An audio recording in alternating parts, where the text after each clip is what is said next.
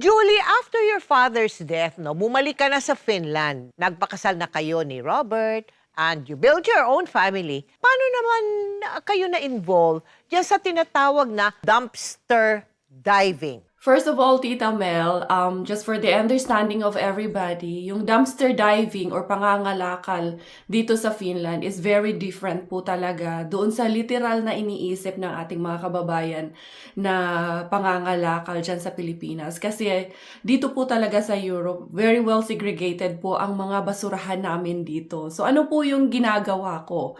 Or namin ng aming pamilya. Nangangalakal po ako sa likod ng mga supermarkets. Meron silang mga basurahan doon na segregated po, na tinatapon nila fresh from the inside, from the supermarket.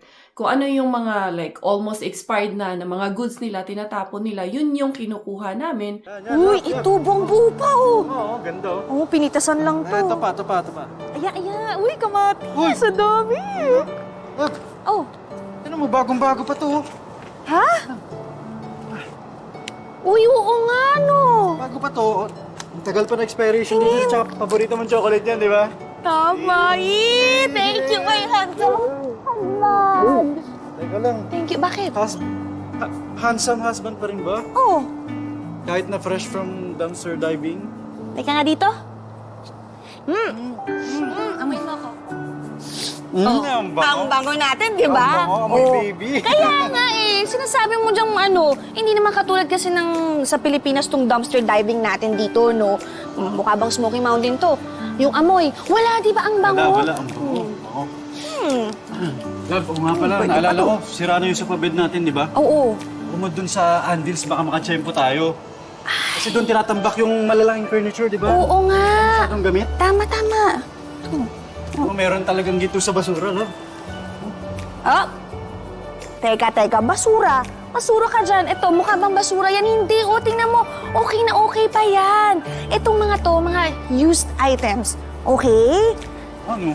At saka, parang Pilipinas lang. Ukay-ukay sa atin, di ba? Kaya alam mo, blessing pa rin talaga to sawa.